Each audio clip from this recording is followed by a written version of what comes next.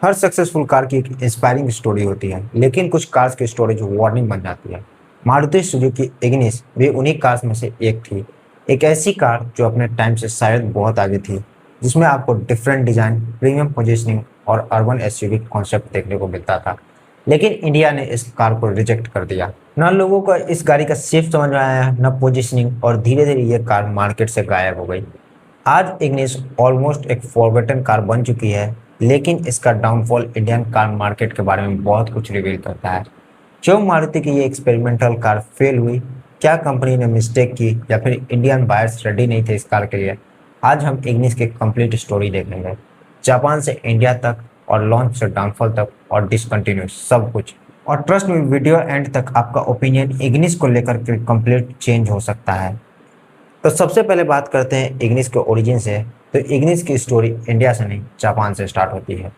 Suzuki हमेशा से compact और प्रैक्टिकल सिटी कार्स बनाने के लिए फेमस रहा है। जापान जैसे कंट्रीज में छोटी रोड्स और टाइट पार्किंग स्पेस के लिए कॉम्पैक्ट कार्स काफ़ी पॉपुलर होती है। 2000 के अराउंड सुजुकी ने एक्सपेरिमेंट स्टार्ट किया। आइडिया ये था कि एक ऐसी कॉम्पैक्ट कार बनाई जाए जो हैचबैक की प्रैक्टिकलिटी दे, एसयूवी जैसा स्टांस दे और यंग बायर्स को अट्रैक्ट करे। और इसी कॉन्सेप्ट के साथ बॉर्न हुई इग्निस। ग्लोबल मार्केट में इग्निस को एक अर्बन कॉम्पैक्ट क्रॉसओवर के नाम से प्रेजेंट किया गया, और ऑनेस्टली उस टाइम के हिसाब से इसका डिजाइन काफ़ी फ्यूचरिस्टिक था। Tall boy stance, Chunky wheel arches, SUV inspired body cladding और रेट्रो मॉडर्न स्टाइलिंग।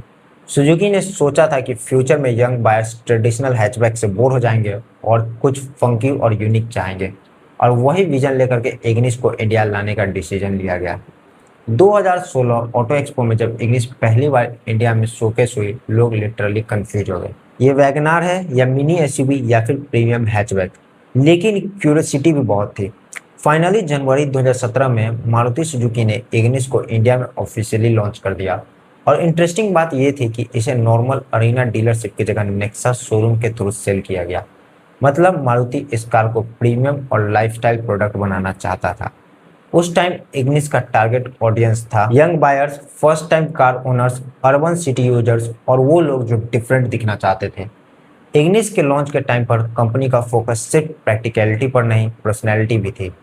और ऑनेस्टली स्पीकिंग, लॉन्च के टाइम इग्निस काफ़ी मॉडर्न फील करती थी।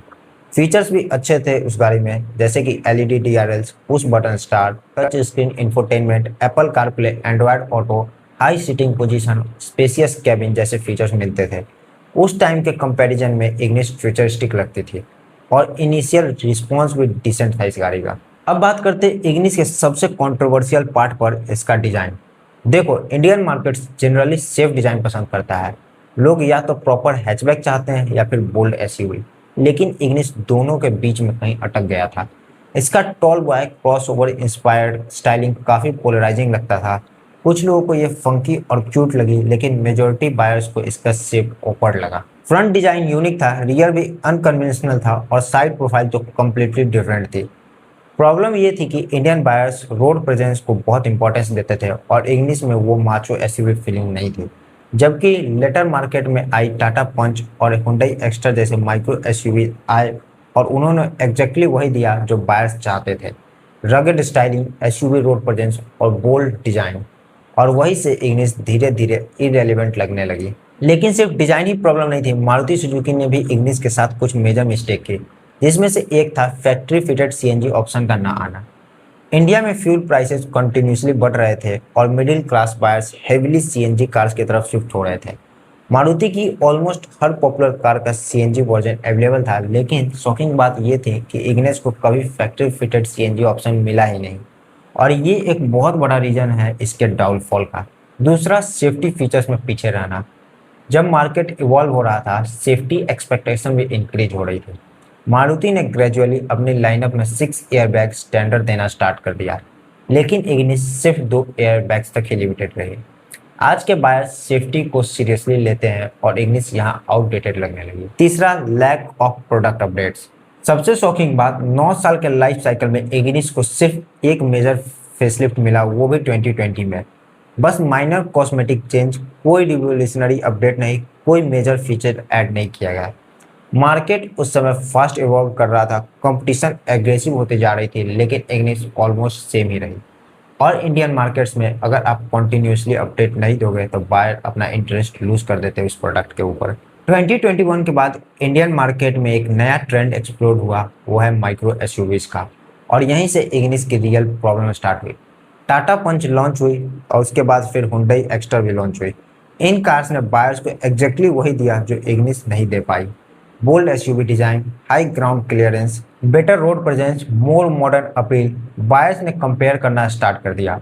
और जब ऑलमोस्ट सिमिलर बजट में प्रॉपर एसयूवी लाइक स्टाइलिंग मिल रही थी तो लोग इग्निस क्यों लेते।